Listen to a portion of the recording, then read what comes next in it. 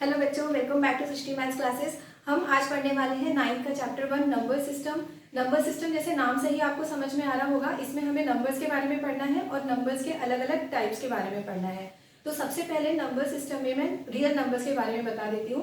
Real numbers वो सारे numbers होते हैं जिनके बारे में अब तक आप बचपन से पढ़ते आ रहे हैं, सुनते आ रहे हैं, लिखते आ रहे हैं, वो सारे नंबर्स रियल नंबर्स होते हैं। मतलब जितने भी नंबर्स एग्जिस्ट करते हैं वो सारे रियल नंबर्स होते हैं। और कुछ नंबर्स जो रियल नहीं होते हैं वो होते हैं इमेजिनरी नंबर्स, जिनके बारे में आपको 11th में पढ़ना है अगर आपने मैथ्स लिया तो अभी मैं आपको फ्लो चार्ट से नंबर्स और उनके टाइप्स के बारे में एक्सप्लेन करने वाली हूँ। तो सबसे पहले रियल नंबर्स।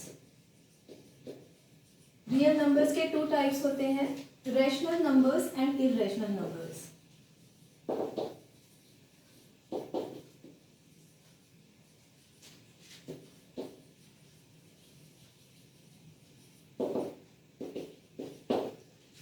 रेशनल नंबर्स के बारे में तो आपने पहले भी पढ़ा है, 8th स्टैंडर्ड में चैप्टर 1 रेशनल नंबर ही है। इररेशनल नंबर के बारे में इस साल आपको डिटेल में पढ़ना है। तो अभी रेशनल नंबर्स के मैं फर्दर टाइप्स बता देती हूँ क्या क्या होते हैं। रेशनल नंबर में 2 टाइप्स होंगे, फ्रैक्शंस एंड इंटीजर्स। इसके बाद इंटीजर्स के भी फर्दर 2 टाइप्स होंगे। इंटीजर्स में कुछ होंगे नेगेटिव इंटीजर्स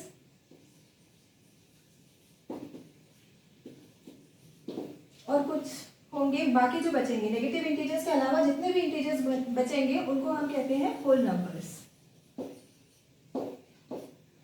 फिर होल नंबर्स के फर्दर 2 टाइप्स होंगे, जिसमें एक तो होता है जीरो। इसमें अकेला एक एलिमेंट जीरो, और जीरो को अगर अलग कर दें, सेट ऑफ होल नंबर्स में से जीरो को अलग कर दें तो बाकी जितने भी नंबर्स बचेंगे, मतलब जो पॉजिटिव इंटीजर्स बचेंगे, उनको हम कहते हैं नेचुरल नंबर्स।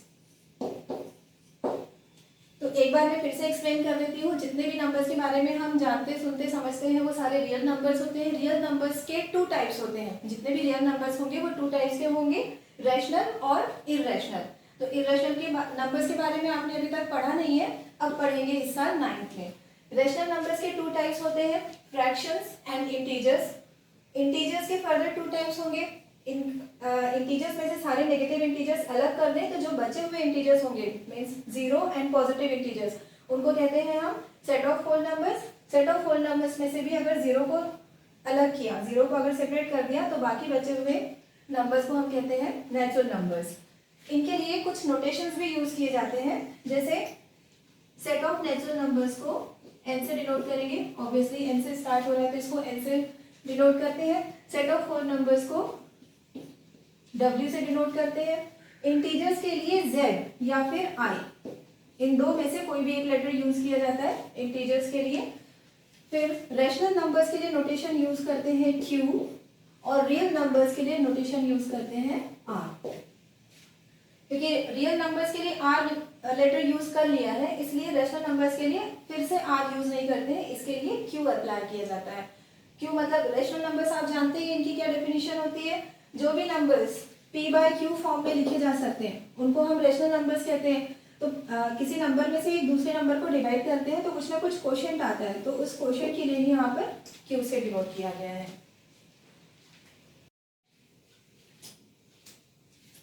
अब बच्चों, मेरे हाथ में है 9th की एनसीईआरटी बुक, जिसमें से चैप्टर 1 की एक्सरसाइज 1.1 में आपको पढ़ाने वाली हूँ। इसका फर्स्ट क्वेश्चन है, is zero a rational number? Can you write it in the form p/q where p and q are integers and q should not be equal to 0।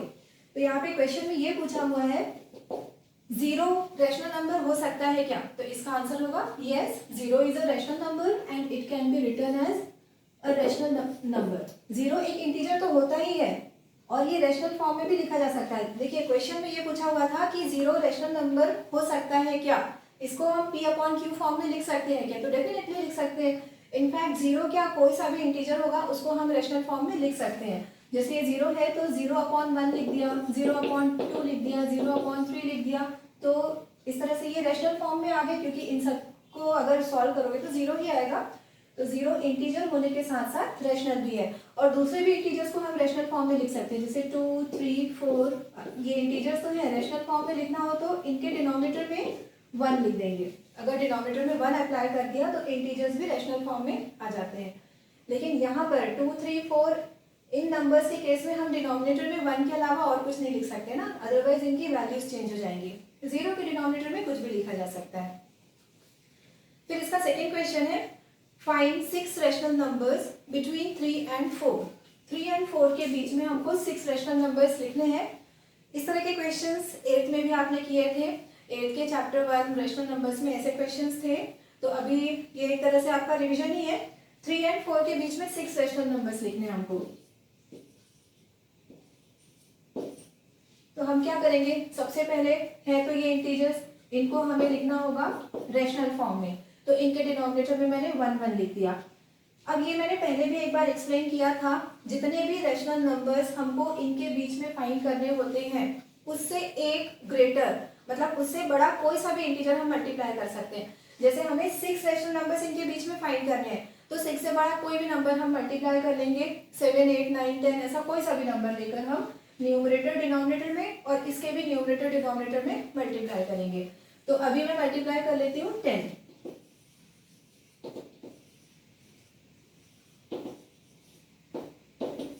10 multiply करेंगे 3/1, ये मैंने न्यूमरेटर डिनोमिनेटर में 10 multiply किया, और 4/1 में भी ऊपर नीचे हम मल्टीप्लाई कर रहे हैं 10। तो ये हो गया 30/10 और यहाँ पर आएगा 40/10।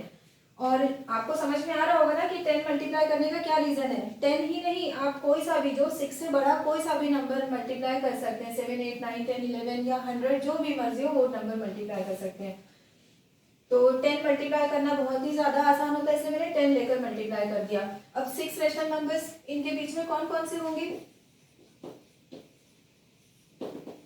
6 rationals between 30/10 and 40/10 are 31/10, 32/10, 33/10, 34/10, 35/10 and 36/10।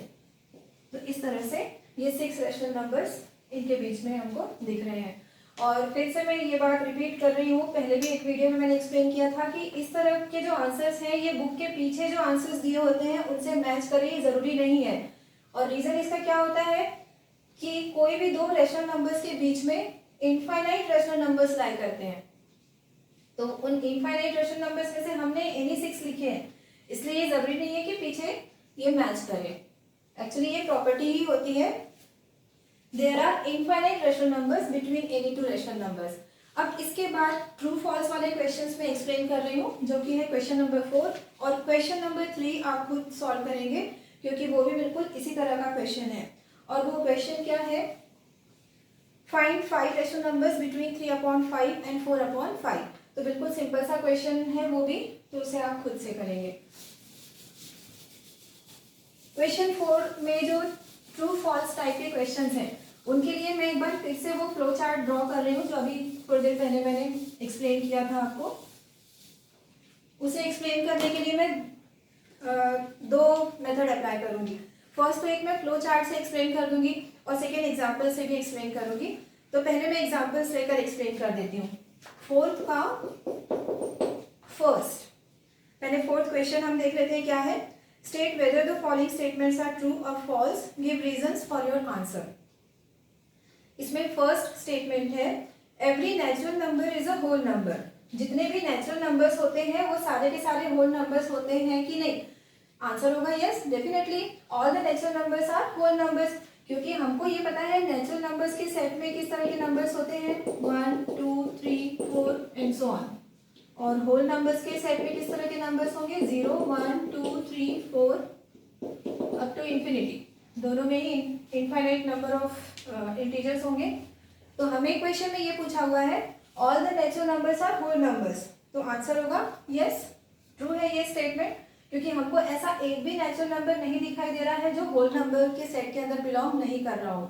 सारे के सारे natural numbers set of whole numbers में भी बिलोंग करते हैं। तो इसका आंसर होगा यस। तो ये मैंने एग्जांपल के थ्रू आपको एक्सप्लेन किया है। फिर सेकंड है, every integer is a whole number. जितने भी इंटीजर्स है वो होल नंबर्स होंगे क्या, नहीं होंगे। मतलब ये फर्स्ट का तो आंसर मैं यहाँ पे लिख देती हूँ यस, लेकिन सेकंड का क्या आंसर होगा, नो। सेकेंड क्वेश्चन क्या था, मैं एक बार रिपीट कर रही हूँ। Every integer is a whole number.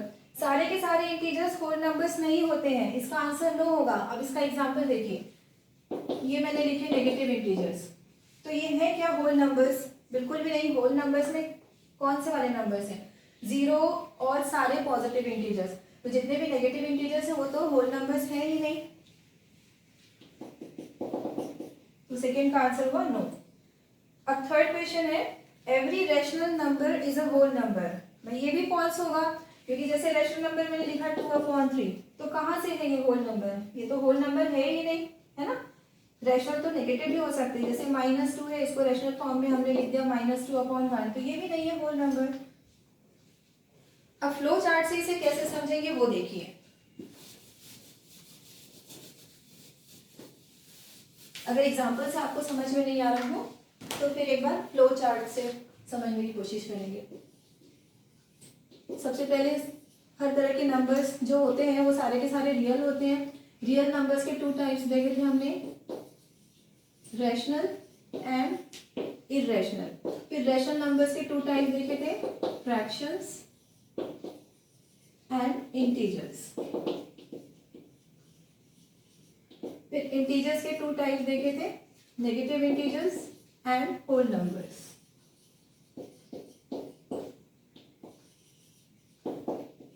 ये नेगेटिव इंटीजर्स। फिर नेगेटिव इंटीजर्स के टाइप्स में हमने नहीं देखा था कुछ, होल नंबर्स में हमने देखा था। इसके 2 टाइप्स होते हैं, एक होता है 0 और सेकेंड होता है नेचुरल नंबर। Natural numbers. तो अब इस फ्लो चार्ट के थ्रू ये सारे स्टेटमेंट्स जो ट्रू फॉल्स वाले हैं उनको हम समझेंगे। First, every natural number is a whole number. जितने भी नेचुरल नंबर्स है वो होल नंबर्स नहीं होंगे, बल्कि हम इस फ्लो चार्ट में ऊपर से जब नीचे आएंगे, sorry, every natural number is a whole number, ये आंसर ट्रू होगा क्योंकि हम नीचे से ऊपर आ रहे हैं।